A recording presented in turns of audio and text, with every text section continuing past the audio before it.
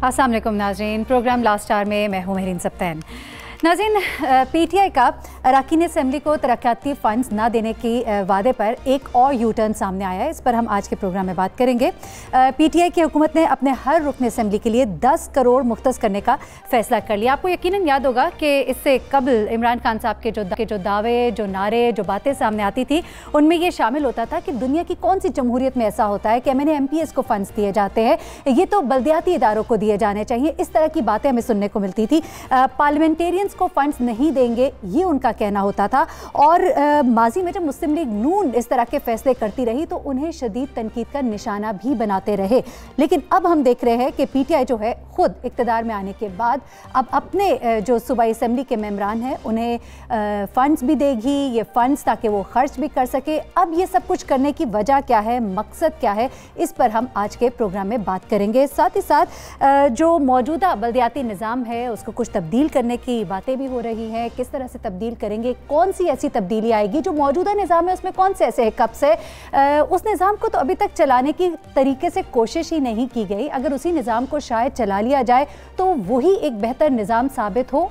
सवाल यहाँ पे ये है कि बजाय इसके आप एक नया फैसला करने जा रहे हैं, कहीं ये जल्दबाजी तो नहीं। इस सब पर हम आज के प्रोग्राम में बात करेंगे।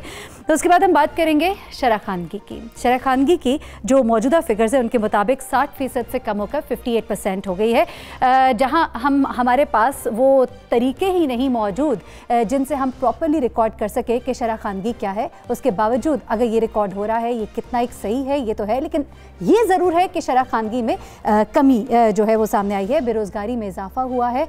हुकूमत जिसने वादे किए थे करोड़ों नौकरियां देने के, तो अब वो नौकरियां कहाँ हैं, इन सब पर भी हम आज के प्रोग्राम में बात करेंगे। और ये बेरोज़गारी जो बढ़ी है इसके मुआशरे पर क्या असरात हो रहे हैं और इसकी वजूहात क्या है, इन सब को भी हम आज के प्रोग्राम में डिस्कस करेंगे। सबसे आखिर में हम बात करेंगे जनूबी अफ्रीका जिसने पाकिस्तान को वाइट वॉश कर दिया, टीम की कारकर्दगी मायूस कुन रही, क्यों रही, इस सब पर भी हम आज के प्रोग्राम में गुफ्तगू करेंगे। सबसे पहले मेहमानों के बारे में बताते चले। हमारे साथ मौजूद हैं राना अजीम, सीनियर सहाफ़ी लाहौर स्टूडियोज से, शाहिद लतीफ़ साहब, सीनियर तज्ज़ियाकार, दिफाई तज्ज़ियाकार, हमारे साथ मौजूद है इस्लामाबाद स्टूडियो से।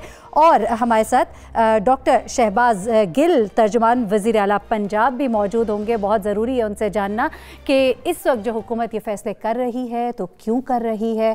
हम जो सोच रहे थे कि तहरीक इंसाफ की हुकूमत आएगी, मुंतकिली होगी अवाम तक, जो अवाम की ख्वाहिशात है वो पूरी होंगी, वो सब तो हमें होता दिखाई नहीं दे रहा। ज़रा सुनते हैं इमरान खान साहब इससे पहले जो तनकीद करते रहे गुज़िश्ता हुकूमत के ऊपर, वो तनकीद क्या थी। हमने ये जो लानत है ना डेवलपमेंट फंड्स की, ये जो इन्होंने 94 अरब रुपया ये शाहिद खाकान अब्बासी ने डेवलपमेंट फंड्स के नाम पे नून लीग के MNS को दे रहा है, इधर से करप्शन शुरू होती है। तो हमने जो एक नई रवायत रखनी है, कोई डेवलपमेंट फंड आगे से ना किसी MP, इंशाल्लाह जब हमारी बारी आएगी, किसी MNA MP को डेवलपमेंट फंड नहीं मिलने लगे। जी नाज़रीन, आपने सुना इमरान खान साहब क्या कह रहे हैं, किस तरह से तनकीद का निशाना बनाते रहे। हमारे साथ इस वक्त तर्जमान वज़ीर आला पंजाब डॉक्टर शहबाज गिल मौजूद है। शहबाज गिल साहब, थोड़ी इसकी वजाहत कर दीजिए। जो आप लोग ये फ़ैसले करने जा रहे हैं, ये फ़ैसले क्या हैं? क्या वाकई MPs को फ़ंड्स दिए जाएंगे, स्वाबदीदी फ़ंड जिनका के साथ आप लोगों ने जिक्र किया था कि अब ये नहीं दिए जाएंगे, इन्हें तो आप समझते थे कि एक तरह की रिश्वत है जो दी जाती है टिकट होल्डर्स को? जी, बहुत शुक्रिया आपका। देखिए, हम समझते थे पहले, हम वही बात आज भी समझते हैं। और ये जो फंड दिए जा रहे हैं इसको थोड़ा सा गलत अंडरस्टैंड किया जा रहा है कि हम अपने MPs को डायरेक्टली फंड्स नहीं दे रहे हैं। हमने MPs को ये कहा है कि वो अपनी डेवलपमेंट से रिलेटेड जो अपने हल्के में उनको लगता है कि मसाइल हैं वो जमा करवाएं। अब आप मुझे बताइए कि अगर पत्तोकी में या चीचावतनी में या कोई भी इलाका ले लीजिए, अटक में कोई प्रॉब्लम है ग्राउंड के ऊपर, तो पूरी दुनिया में, सिर्फ यहाँ पे नहीं, पूरी दुनिया में जो रिप्रेजेंटेटिव होते हैं वो आके बताते हैं कि हमारे इलाके में ये प्रॉब्लम है। फर्क ये होगा कि हम उसको डिस्ट्रिक्ट लेवल पे जो फंड्स होंगे वो डिस्ट्रिक्ट लेवल पे जाएंगे और वो कमेटी जो है वो डिसाइड करेगी कि कौन से प्रायोरिटी के मंसूबे होंगे और वो मंसूबे उससे कंप्लीट होंगे।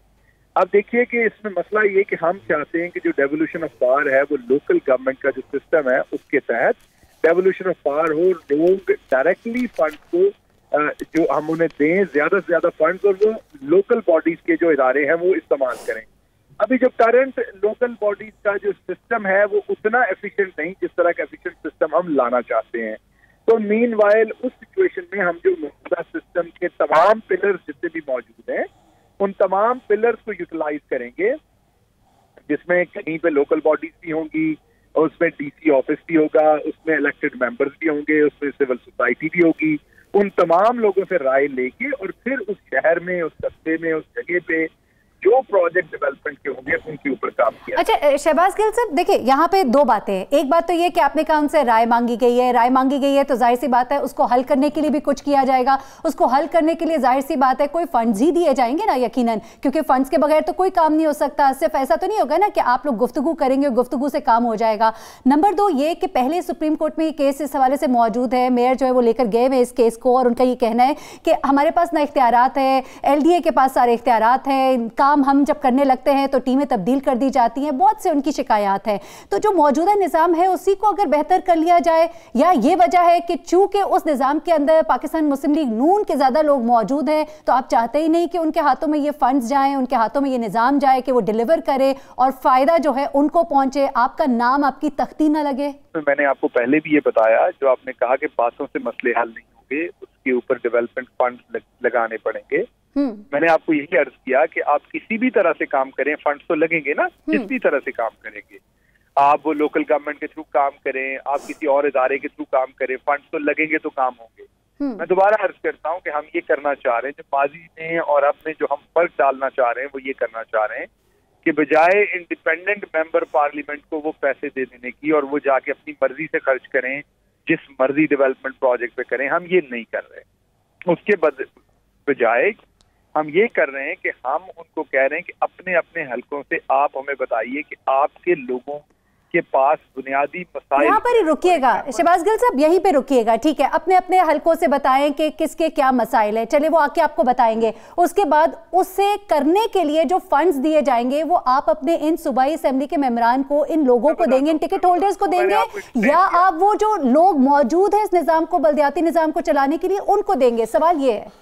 मैं आपको बताता हूँ, यही मैंने आपको बताने की कोशिश की थी पहले भी कि उसमें जितने भी हमारे पास कंपोनेंट स्टेट के मौजूद हैं, क्योंकि अभी जो मौजूदा बल्दियाती सिस्टम है, हमने जब आपसे कहा था कि हम बल्दियाती निजाम के तहत लाएंगे तो उसके लिए हम अपना बल्दियाती निजाम लाएंगे। अब इस बात को समझिए, जिस तरह का हम KP में लेके आए, जिसमें हमने वो अमेंडमेंट की है लॉ में, जिससे हमारे ख्याल में वो एफिशिएंट यूज ऑफ फंड कर सकते हैं। अभी मौजूदा जो बल्दियाती निजाम है वो हमारे ख्याल में, गवर्नमेंट ऑफ द डे के ख्याल में, वो उतना एफिशिएंट नहीं है कि फंड्स को उतना एफिशिएंटली यूज कर सके। लेकिन इसका मतलब हरगिज ये नहीं कि हम उनको मुकम्मल इग्नोर करेंगे या हम उनकी बिल्कुल से नहीं लेंगे। हम उनसे भी दरियाफ्त करेंगे कि कौन कौन से मसाइल हैं उनके शहर में या उनके हल्के में या उनके इलाके में, और उन मसाइल को हमारे अपने मेंबर पार्लियामेंट भी बताएंगे, वो भी बताएंगे। इसके अलावा सिविल सोसाइटी से भी पूछेंगे और गवर्नमेंट के जो ऑफिशियल। चलो ठीक है, लेकिन मेरा सवाल अभी भी वहीं पे मौजूद है। शहबाज गिल साहब, मैं आपकी तरफ आती हूँ, हमारे साथ ही रहिएगा।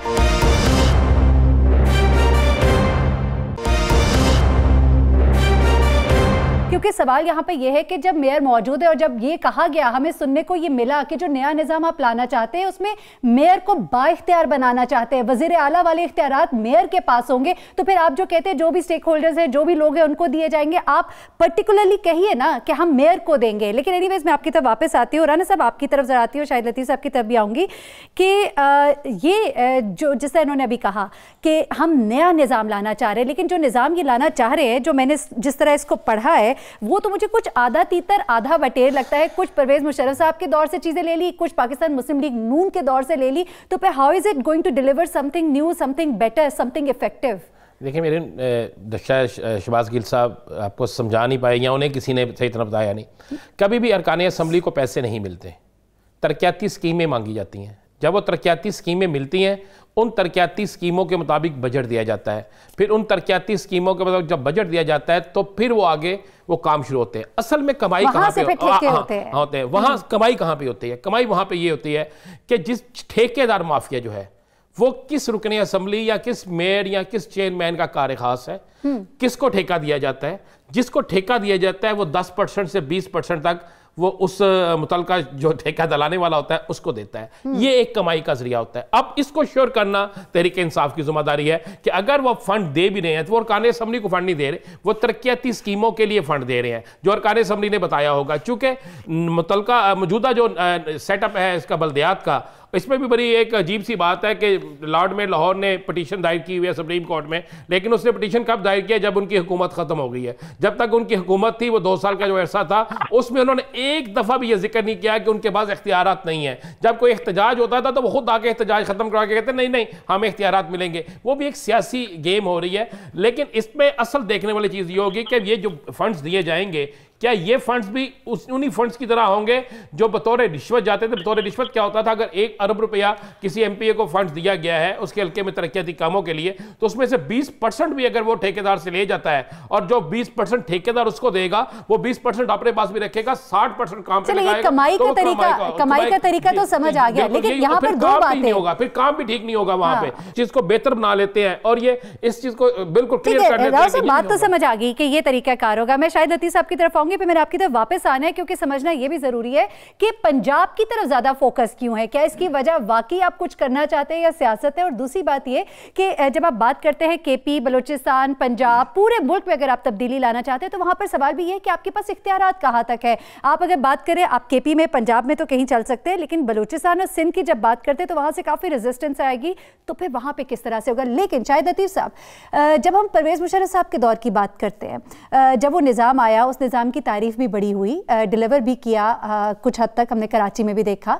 लेकिन एट द सेम टाइम वहाँ पर भी लोगों को नवाजा गया, लोग नवाजे गए ताकि वो हुकूमत के खिलाफ बोले नहीं, जो हकीकत थी, जो सच था। आप क्या कहते हैं कि ये जो निज़ाम नया लाया जा रहा है, जिसमें कुछ परवेज मुशर्रफ साहब के दौर की बाकियात होंगी, कुछ नून लीग के दौर की बाकियात होंगी, दोनों जहाँ पे सही मानों में उसकी रूह पर इम्प्लीमेंट नहीं किया गया, ये क्या एक सही और अच्छा निज़ाम होगा? और जब तक इसकी रूह पर इम्प्लीमेंट नहीं किया जाएगा?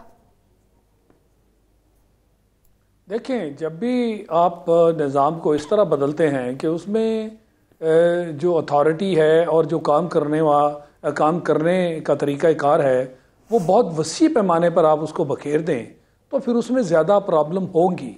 जब आपने ये मान लिया कि बल्दियाती निज़ाम जो है वो निज़ाम है जिसके तहत लोगों के जो डेवलपमेंट के काम हैं इलाके में वो उन्हीं ने करवाने हैं, तो फिर ये आप बल्दियाती निज़ाम में क्या तब्दीलियाँ करना चाहते हैं कि जिसमें आप कह रहे हैं कि जी और भी इदारे जो ये सारा जो बल्दियात जो डेवलपमेंट का काम है वो करवा सकते हैं, हम इन सब में बांटेंगे, तो फिर अथॉरिटी कहाँ गई?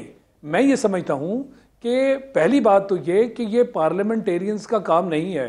जो लोग पार्लियामेंट में बैठते हैं, अच्छा हुआ कि ये बात आज की डिस्कशन में वाजे होगी कि जो पार्लियामेंट में लोग बैठे हैं, जो सूबाई असम्बलियों में बैठे हैं, उनसे सिर्फ फहरिस्त बनाने को कहा गया। इस हद तक तो जायज़ है कि वो अपने इलाके की, अपने हलकों की जो तरक्याती काम वहाँ चाहिए उसकी फहरिस्त तैयार करें। ये इसका तयन हो गया कि वहाँ किन किन चीज़ों की कमी है, लिहाजा उन चीज़ों को एड्रेस करना है। अब उन चीज़ों को एड्रेस करने के लिए आपके पास एक इदारा है जिसको आप बल्दियाती इदारा कहते हैं, और यही वो निज़ाम है जिसके तहत आपने लोगों की जो जो जो ज़रूरियात हैं उनको पूरा करना है, जो उनकी बेसिक बुनियादी ज़रूरियात हैं उनको पूरा करना है। तो फिर उनको फंड्स दें। ये फंड्स लेना और उनको इस्तेमाल करना ये आपके बल्दियाती इदारों का काम है। तो मेहरबानी करें, इसको मज़ीद गड़बड़ न करें कि हम देखेंगे, ये तो सारे का सारा ग्रे एरिया हो जाएगा। हम देखेंगे कि कौन कौन सी एजेंसीज हैं जो ये काम करवा सकती हैं। क्या आप करप्शन को फिर से जो है वो उसकी बुनियाद नहीं रख रहे कि वो इदारे जो इस काम के लिए नहीं आपने बनाए, अब आप उनके ज़ुम्मे दिखाओ ये काम करवाना चाहते हैं, तो फिर आप नवाजेंगे। शायद लतीफ साहब आप भी वही बात कर रहे हैं कि अथॉरिटी पे एक बहुत बड़ा क्वेश्चन मार्क है। शहबाज गिल साहब, अथॉरिटी की यहाँ पे जो हम अभी इस वक्त बात कर रहे हैं, जो मेयर को अथॉरिटी मिलनी है, जो आप लोगों का एक मौक़िफ़, एक स्टांस था और बड़ा ही एक अच्छा स्टांस था, वो यहाँ पर एक तो नज़र नहीं आ रहा है, इसकी भी वजाहत कर दे। और दूसरा, वाई पंजाब सिर्फ फोकस है, क्यों पंजाब सिर्फ क्यों? और जब बाकी सूबों की तरफ जाएंगे, अगर हम बात करें बलूचिस्तान, पंजाब की, तो वहाँ पर फिर क्या, किस तरह से आप लोग एक नया निज़ाम ला सकते हैं? जी शुक्रिया। देखिए, मुझे जो सवाल जितना आपका समझ आया उससे मुझे मैं आपको ये बता सकता हूँ कि जैसा शायद लतीफ साहब ने भी फरमाया कि हम बहुत देर से ये कह रहे हैं कि बल्दियाती निज़ाम ही सबसे ज्यादा इफेक्टिव गवर्नेंस का वे है, लेकिन नाम रख देने से बल्दियाती निज़ाम तो बल्दियाती निज़ाम नहीं हो जाता ना। हम जो बल्दियाती निज़ाम कहते हैं और जो बल्दियाती निज़ाम आज मौजूद है, इन दोनों में बहुत फर्क है। हम जब डेवोल्यूशन ऑफ पावर की बात करते हैं तो हम उस तरीके से जिसमें पब्लिक की फेयर रिप्रेजेंटेशन है। आप देखिए, आपके यहाँ ऑनरेबल गेस्ट ने बताया कि पैसा कहाँ बनता है। इससे फर्क नहीं पड़ता कि वो लॉर्ड मेयर दें ठेका या वो MNA दे या MPA दे। अगर आपका वो प्रोसेस फेयर और ट्रांसपेरेंट नहीं है तो कोई ना कोई पैसे बनाएगा। चलें, आपको MPA से पैसे बनाने से मसला है तो उसकी जगह पे कोई तहसील नाज़िम बना लेगा, कोई टाउन नाज़िम बना लेगा, कोई चेयरमैन बना लेगा। कहने का मतलब ये है कि हम इसमें ट्रांसपेरेंसी लाने के लिए, इसी सिस्टम में ट्रांसपेरेंसी लाने के लिए, जो मैं इसी देर से पहले भी 2 दफा आपकी खिदमत में अर्ज की कि हम तमाम स्टेक होल्डर्स से उनके मुतालबात सुनेंगे कि वो कौन सी डेवलपमेंट स्कीमें चाहते हैं। फिर उसके बाद हम डिस्ट्रिक्ट लेवल पे कमेटी बनाएंगे, जो कमेटी उन तमाम सिफारिशात का जायजा लेके जिनमें जरूरी चीजें होंगी उन चीजों को पिक करके फिर उसका एक ट्रांसपेरेंट वे से उनकी जो बिडिंग करा के तो उन मंसूबों को तकलीफ करवाए। अब उसमें बल्दियाती निज़ाम के लोग भी अपनी राय देंगे, उसमें आपके हमारे MPAs भी अपनी राय देंगे, उसमें MNAs भी अपनी राय देंगे। अब देखें, जो पंजाब गवर्नमेंट का फंड है वो बुनियादी तौर पे उस हिसाब से अगर हम देखें तो फिर तो पंजाब सूबे का हुआ ना, तो MNA से हम क्यों लेंगे सिफारिशात, लेकिन हम उनसे भी लेंगे, वो भले हमारी पार्टी। उसके बाद क्या करेंगे? उसके बाद क्या करेंगे? उसके बाद जी मैंने अर्ज की, उसके बाद हम एक कमेटी बनाएंगे डिस्ट्रिक्ट लेवल पे, अच्छा, जिसमें हमारी ब्यूरोक्रेसी भी शामिल होगी, जिसमें सिविल सोसाइटी के लोगों को भी करेंगे, जिसमें हम अपने मेंबर। शहबाज गिल साहब आगे बढ़िए ना। उसके बाद ये जो जाहिर सी बात है फंड्स देने होंगे वो किसको देंगे? ओवरसी करेगी ना उन डेवलपमेंट स्कीमों को, ओवरसी करेगी ना। आप मुझे बताइए, अगर आप डायरेक्ट पैसा बल्दियाती निज़ाम को देते हैं वो क्या करेंगे? वो भी तो किसी से बनवाएंगे, खुद तो नहीं बनाएंगे ना। किसी को ठेका देंगे, वो ठेकेदार उसकी बिड जमा कराएगा, फिर वो जाके प्रोसेस होगा। तो इसमें वो जो कमेटी होगी वो सारा काम करेगी, जिसमें सारे स्टेक होल्डर्स को रखने की कोशिश करेंगे, क्योंकि हमारे ख्याल में जो वो एक निज़ाम है उसमें इतनी सख्त नहीं है कि वो ट्रांसपेरेंसी ऑफर कर सके जो करंट बल्दियाती निज़ाम है आपका। अच्छा, चलिए हमें ब्रेक पे जाना है, हम ब्रेक से वापस आएंगे। तो ये मैं समझना चाहूंगी आपसे राव साहब कि क्या मतलब मुझे ये समझ नहीं आ रहा कि जब ये बात करते हैं, शहबाज गिल साहब आपका शुक्रिया अलबत्ता, लेकिन ब्रेक से वापस आके एक इशू जरूर समझना है कि ये किस तरह से आगे पे डिलीवर होगा, क्योंकि वो यहाँ पे एक स्टॉप पे आके रुक जाते हैं। वो कहते हैं हम डिस्कस करेंगे, हम बैठेंगे, हम फिर बताएंगे, उसके बाद डिलीवर करने के लिए जो लोग हैं क्या उनको आप देंगे कि नहीं देंगे, इस सब पे हमने अभी गुफ्तगू करनी है। और साथ ही साथ बढ़ती हुई बेरोजगारी और शराखानगी की जो कमी है इस वक्त, उस पर भी हम बात करते हैं ब्रेक के बाद।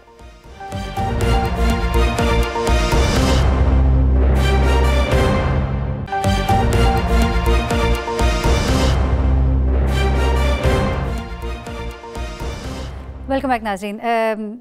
राना साहब, ब्रेक पे जाने से पहले एक बात जो समझनी थी वो बहुत ज़रूरी है समझनी, क्योंकि उसके बगैर मुझे लगता है कि मौजू में तिश्नगी रह जाएगी, क्योंकि वो गिल साहब जो है वो एक जगह पे आके रुक जाते हैं और वहाँ से आगे नहीं बताते। सर, वहाँ से आगे का प्रोसीजर बता दें कि सही तरीक़ाकार इन फंड्स को देने का है क्या, PTI पहले कहती क्या रही और अब किन वादों से वो इन्हिराफ कर रही है? देखिए, PTI ने जो पहले कहा था कि हम बल्दियात के जरिए तमाम फंड्स लगाएंगे, उसका तरीकाकार भी यही है कि स्कीमें ली जाती हैं, तरक्याती स्कीमें, उसमें फ़र्क सिर्फ ये होना चाहिए कि क्या वो फंड्स वहीं पे लग रहे हैं जहाँ पे लगने चाहिए, जहाँ पे ज़रूरत है। जब वो फंड जाते हैं, अगर बल्दियाती इदारे नहीं है या बल्दियाती इदारों को वो फंड नहीं देना चाहते, तो फिर भी वो TMO के पास जाएंगे, DCO के पास जाएंगे या कमिश्नर के पास जाएंगे, वहाँ से तरक्याती स्कीमें मंगवाई जाएंगी, वहाँ से PID जो है उसको बाकायदा एक इश्तिहार देगी, इश्तिहार के बाद जो ठेकेदार उस बिड पे पूरा उतरेगा उसको दिया जाएगा। अब असल जो चीज़ जिसको बचाना है वो ये है कि क्या वो ठेकेदार माफिया वही तो नहीं है जिसने 20% उस MPA को देना है, चूँकि MPA को पता होता है मेरी ये स्कीमें पास हो गई हैं। अच्छा, यहाँ से पैसा हो दोबारा वापस MPA के पास जाएगा। MPA को पता होता है मेरी ये 6 स्कीमें पास हो गई हैं, MPA फिर अपने मनपसंद ठेकेदार को जो होता है ना वो दिलाता है ठेका। जब उसके पास ठेका चला जाता है वो 10% या 15% मुतलका MPA को देता है, 10-15% जो है वो सरकारी अफसरान के पास चला जाता है। ये 15-20% तो उसमें से असल में से निकल गया, 15% उसने भी कमाना है, बाकी रह गया आपको समझे 50% रह गए या 55%। अब 55% में वो मयार नहीं रहेगा तामीरात का जो होना चाहिए। इसका नंबर 1 तो असल जगह पे खर्च होना चाहिए, दूसरा क्या ये पेमेंट जो है उस वक्त तक नहीं अदा करनी चाहिए जब तक असूल के मुताबिक एनओसी होता है कि ये काम, ये कप है बिल्कुल ठीक तैयार हुआ है, जो मटेरियल उसने दिया था उसी मटेरियल से तैयार हुआ है। मगर ऐसा नहीं होता, क्योंकि चोर और चौकीदार मिले होते हैं, सब ने अपना अपना हिस्सा लिया होता है और उसको फौरी तौर पर ओके किया जाता है। मतलब ये कह रहे हैं कि अगर ये निजाम मुतारिफ भी कराते हैं, नया बल्दियाती निजाम भी, तब भी इसके अंदर वो सुकम मौजूद है कि पैसा फिर घूम फिर के वहीं चला जाएगा। आप देख लेना, आप सिंपल सी मिसाल ले रहे हैं, एक मिनट बताता हूं। मियां शहबाज शरीफ पर हमजा पर जो एक नैब का केस बना, वो क्या बना है कि जनाब उन्होंने अपने मिल के बाहर जो नाला था वो सरकारी फंड से बनाया है। जब उसका नाले का फंड मंजूर किया गया तो वो डीसीओ किधर था जिसने उसको एनओसी दी, कमिश्नर किधर था जिसने दिया, बल्दियाती इदारे तो उस वक्त मौजूद थे। ये असल चीज होती है कि इनके अपने घरों के बाहर सड़कें बनने की बजाय वहां पर सड़कें बने जहां पर जरूरत है, और वो पैसा सारा वहीं पे लगे, वो पैसा एमपी या एमएनए या किसी और की जेब में ना जाए। ठीक है, शाहिद लतीफ साहब भी कुछ कमेंट करना चाह रहे हैं, फिर अगले मौजू की तरफ बढ़ेंगे। जी शाहिद लतीफ साहब। देखें जी, मैं ये समझता हूँ कि जब भी आप जो मुरवजा तरीक़ाकार है उससे हट के ये सारी चीज़ को इस तरह बखेर देंगे कि जी हम कमेटियाँ बनाएंगे, हम उनकी जिम्मेदारी लगाएंगे, और अभी जो ये डिस्कशन हो रही है कि अगर एमपीए जो है उस इलाके का वो इससे मुतमईन नहीं है तो पैसा फिर लौट कर उस तरफ चला जाएगा।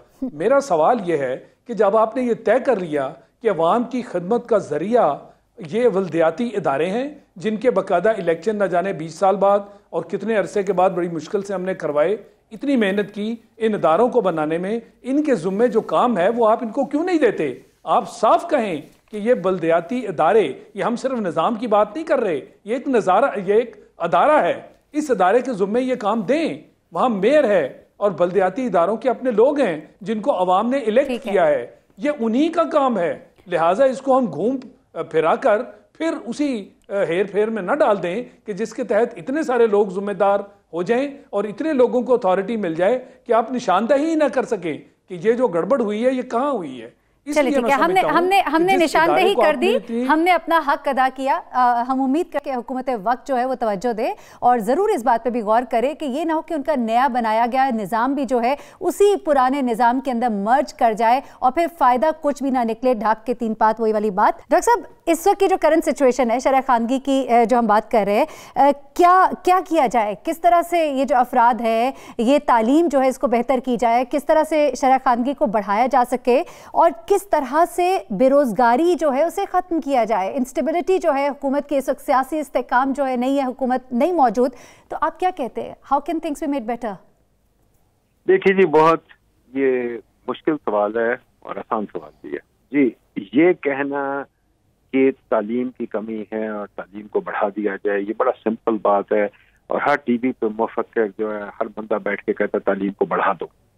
बड़ा आसान काम लगता है, पर हमारी हुकूमत ना हमारा मुआशरा, आपके जो लोग बैठे हुए इनमें से कोई तालीम को बढ़ाना नहीं चाहता, नंबर एक।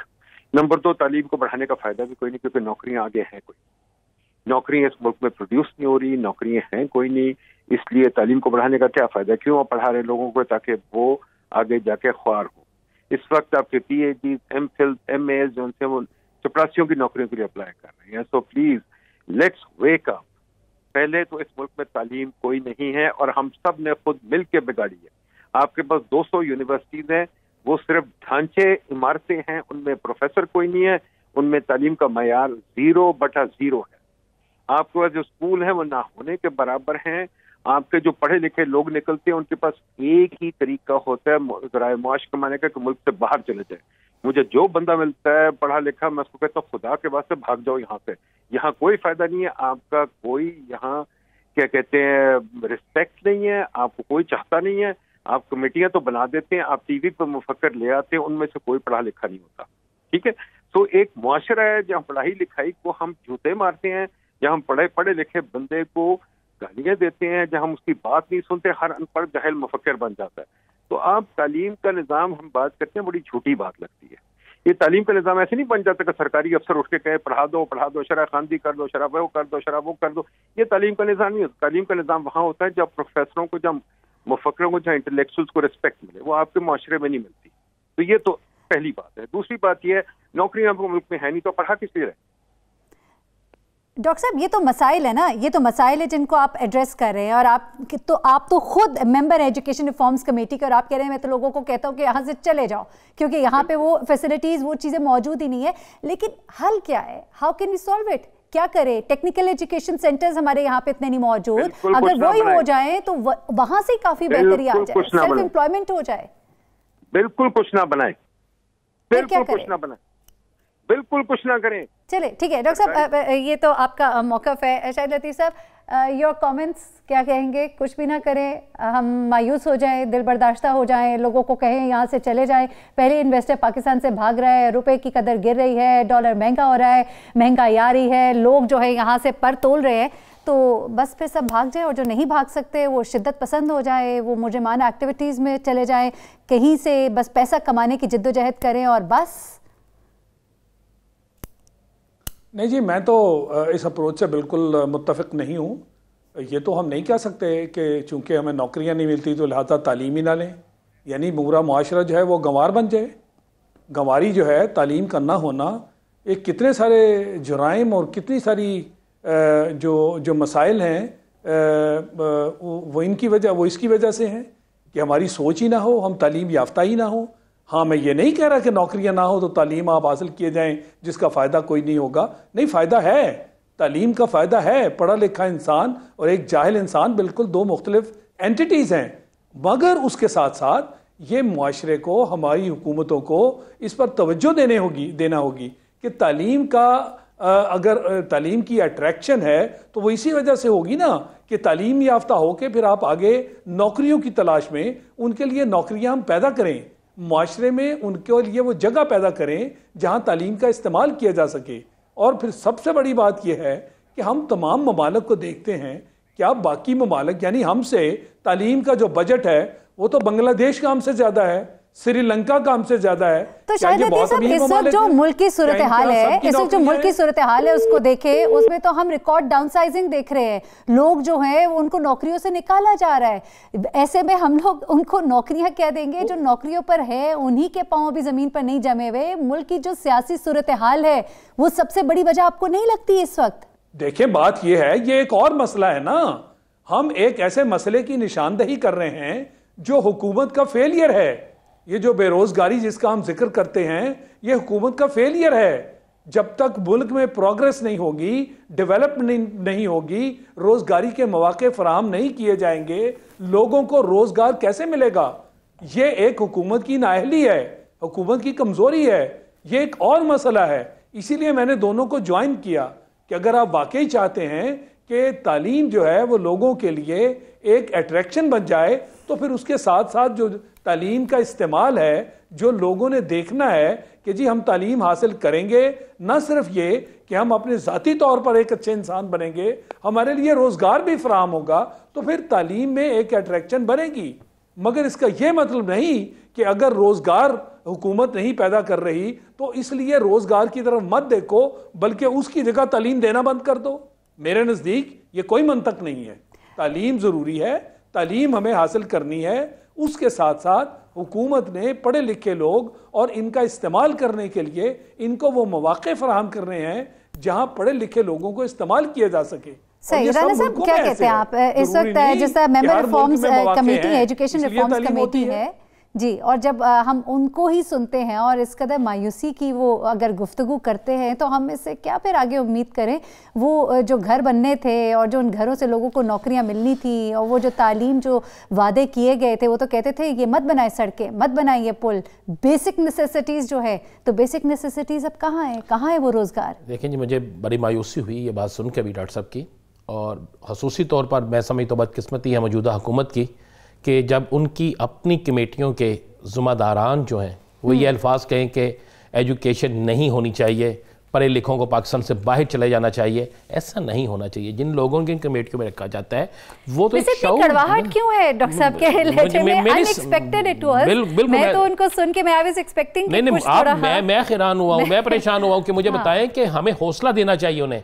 वो जब क्या यहाँ पर क्या एक काफी मायूस और काफी नाराज नजर आते हैं वो सिस्टम से। तालीम याफ्ता शख्स जो होता है इस माशरे के लिए बेहतरीन होता है। अगर वो तालीम हासिल करेगा तो उसको इंसानियत का भी इल्म होगा, तालीम हासिल करेगा तो उससे उसको एक मुल्क की बेहतरी के लिए भी इल्म होगा। आज बहुत से लोग जिन्होंने तालीम हासिल की है, इसी मुल्क में सियासतदान भी है, इसी मुल्क में अच्छे ब्यूरोक्रेट्स भी हैं, इसी मुल्क के अंदर साइंसदान भी है, इसी मुल्क के अंदर हुक्मरान भी हैं, सब कुछ है। वो कोई अनपढ़ जाहल नहीं है, ज्यादा तबका पढ़े लिखे लोगों का है। और अगर ये आप 5 माह में ये फैसला कर ले कि इस 5 माह में जब एजुकेशन के यहाँ पे कोई रिस्पेक्ट नहीं है, कुछ नहीं होना चाहिए, नौकरी किसको मिल रही है? राना साहब, क्या वजह हो सकती है उनकी इस कदर मायूसी की? देखें जी, मुझे तो समझ नहीं आ रही कि इस कदर मायूसी की उनकी वजूहत क्या है। मुझे वैसे समझ आ रही है, मुझे समझ आ रही है, जो ज्यादातर पढ़े लिखे तबके के साथ या उन लोगों के साथ जो अपने असूलों के साथ खड़े हैं, जब उन्हें परफॉर्म नहीं करने दिया जाता और यकीनन जब उनको बहुत सी रुकावटें, बहुत सी दुश्वारियां और बहुत से मसाइलिस्तान उनके सामने होते हैं, तो उसके बाद फिर इसी तरह वो दिल बर्दाश्त होते हैं बिकॉज़ वो डिलीवर करना चाहते हैं। लेकिन महरीन, मुझे बताएं कि जब ये कमेटी बनती है, जब उन्हें जिम्मेदारी दी जाती है, उसी सूरत में दी जाती है जब मुश्किलात होती हैं, उन मुश्किलात का हल निकाला जाए। जिम्मेदारियां देके हाथ पांव बांध दिए जाते हैं। शाहिद लतीफ साहब की तरफ आते हैं। जी शाहिद लतीफ साहब, आप कुछ कहना चाह रहे थे? देखिए, मैं यही बात कह रहा था कि वाकई इस तरह का जो मंतक है वो सुन के मायूसी होती है। और पढ़े लिखे आदमी जो कि उस कमेटी का मेंबर हों, अगर उनकी तरफ से इस तरह की बात सुनने को मिले तो आप दिलबर्दाश्ता तो होंगे कि जी इस मुल्क में हम तालीम की बात कर रहे हैं, तरक्की की बात कर रहे हैं, और तालीम याफ्ता इंसान जो है वो बिल्कुल एक जाहिल इंसान से बिल्कुल मुख्तलिफ उसकी अप्रोच होती है। तो तालीम ही तो हर चीज़ एक ही बुनियाद है जिसके तहत सोसाइटी, जिसके तहत मुल्क आगे बढ़ते हैं। और अगर उनका इस्तेमाल हम नहीं कर पा रहे तो वो एक और वजह है जो मैंने एक्सप्लेन की, उसका ताल्लुक इससे नहीं है। लिहाजा आप ये नहीं कह सकते कि चूंकि हम उनको इस्तेमाल नहीं कर पा रहे लिहाजा तालीम देना बंद कर दें। तालीम तो एक इंसान की नश्व नुमा के लिए, उसकी ओवरऑल जो पर्सनैलिटी है, जो ओवरऑल एक आदमी की तरबियत है, उसके लिए तालीम तो बहुत ज़रूरी है। तो लिहाजा मैं बस यही कहना चाहता था कि ये डॉक्टर साहब से हमें ज़रूर पूछना चाहिए कि उनका इस हद तक जो मायूसी उनकी बातों में नज़र आ रही है, उसकी वजह क्या है, वो क्यों दिल बर्दाश्त हैं? वो तो उस कमेटी का हिस्सा हैं जिसने तालीम को फ़रोग़ देना है। तो अगर उन्हीं से हम ये सुने कि जी तालीम ना दें, इसकी ज़रूरत नहीं है, तो मैं समझता हूँ ये हमारे लिए भी तो मैं समझता हूँ काफ़ी आज तो हमारे लिए शायद लतीफ़ साहब लम्हा फिक्रिया जो है वो सिर्फ यही नहीं है कि शरह खानगी जो है वो इस कदर कम है, बल्कि हमारे लिए लम्हा फिक्रिया ये है कि इस कदर अहम पोजीशन पे बैठे इतने काबिल लोग जो है वो क्यों मायूस है या दिल गिरफ्ता है? राना साहब देखें जी, मैं समझता हूँ कि जो ऐसे मायूस हैं, मैं माजरत से कहता हूँ, चूँकि फिर कहा जाता है कि मैं बड़ी माजरत से कहता हूँ, अगर कोई मायूस है तो उसको अपने ओहदे को छोड़ देना चाहिए। हम मायूस नहीं हैं, हमें आगे लेकर चलना होगा।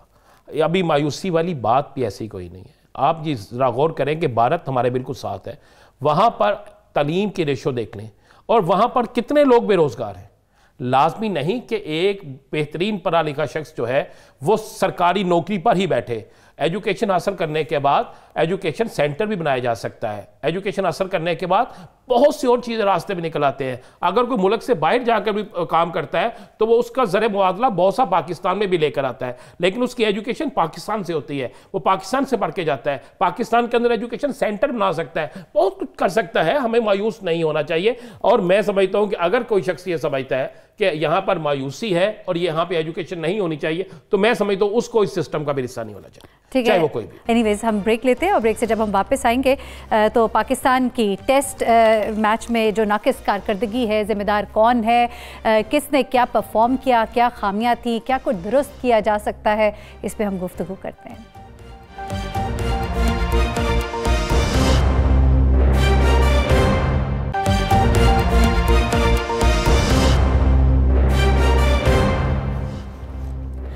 Welcome back. जनूबी अफ्रीका के हाथों वाइट वॉश पाकिस्तान के जो अवाम है बहुत मायूस हैं और जब भी ये मैचेस हो जाते हैं तो उसके बाद बैठकर तज्ज़िये होते हैं कि कहाँ गलती थी, कहाँ पे गलत परफॉर्म किया गया, किसने क्या किया, किसको क्या नहीं करना चाहिए था, लेकिन जो शायद पहले कर लिया जाना चाहिए था वो नहीं किया जाता।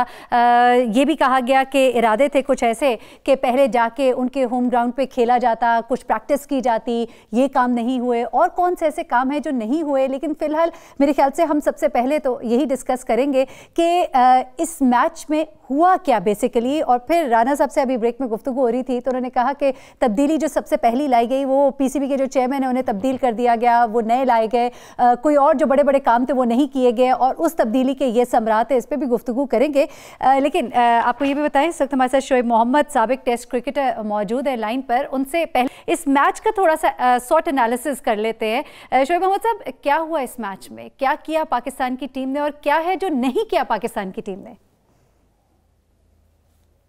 देखिए, पाकिस्तान की टीम की परफॉर्मेंसेस जो एक्सपेक्टेड भी था वो हमें वही देखने में एक चीज़ आई, लेकिन उसका जो शॉर्टफॉल जो मेनली जो चीज़ें थी वो इनकी बैटिंग का जो आर्ट ऑफ बैटिंग के अंदर अपने ट्रू पोटेंशियल के ऊपर जो अच्छी विकेटों पे ये खेलते हुए नज़र आते हैं, उस तरह से इस डिफ़िकल्ट विकेट्स के ऊपर वो अप्लाई नहीं कर सके अपने आप को।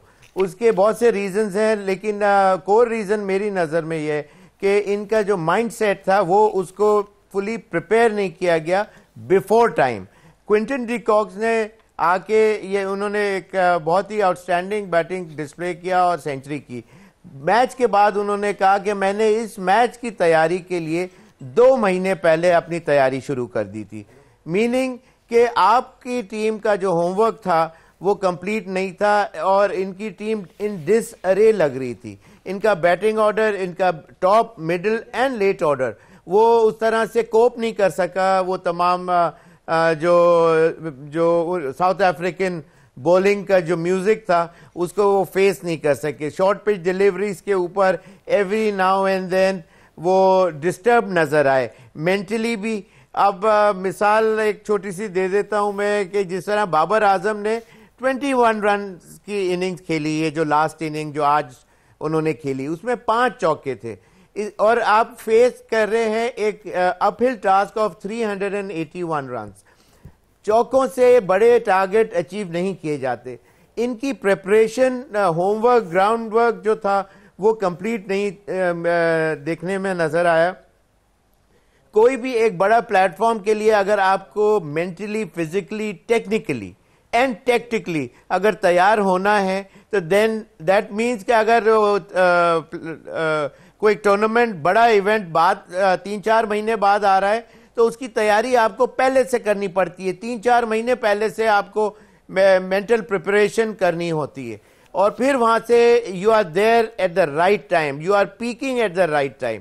वो उनका शॉर्टफॉल था और जो इनकी जो कंफर्ट जोन के अंदर जितनी तमाम बॉलें खेलने में आ रही थी वहां तो वो चौके मार रहे थे, लेकिन हर बॉल या हर ओवर की 6 बॉलें आपके हिसाब से नहीं होती, नहीं मिलती, और वो उन्होंने एक्सप्लॉइट किया इनकी वीकनेसेस को। They use to feed those deliveries जहां ये चौका मार लेते थे और वहां से ये इजी हो जाते थे and all out of the blue वो उस तरह की शॉर्ट पिच डिलीवरी या आउटसाइड द ऑफ स्टंप उनको बैट हैंग कराने के लिए वो बाहर गेंद करते थे। और एवरी नाउ एंड देन आपने भी देखा होगा कि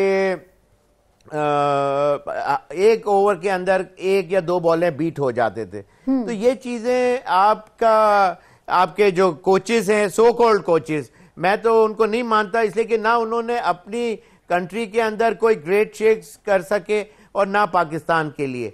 क्या 7, 8, 9, 10, 11 बैट्समैन जो हमारे ऑर्डर के हैं, क्या उनकी बैटिंग बेहतर हुई? क्या ओपनर्स अच्छा खेलते हुए नजर आए? ज्यादातर उनकी क्या पार्टनरशिप्स लंबी देखने में आई? मिडिल ऑर्डर का जो काम होता है basic rotating of the strike, rotation of the strike जो है, और उसके अलावा सिंगल डबल्स के ऊपर कंसंट्रेट करना, जो भी ज्यादा बड़े स्कोर हुए हैं आप ये इसके अंदर नोट करें कि ज्यादातर उन्होंने they have achieved those runs through boundaries. Program का वक्त खत्म हुआ, इंशाल्लाह आपसे कल फिर मुलाकात होगी। मुझे मेहरीन सप्तान को इजाजत दीजिएगा, अपनी दुआ में हमें भी याद रखिएगा, अपना बहुत ख्याल रखिएगा। अल्लाह हाफिज।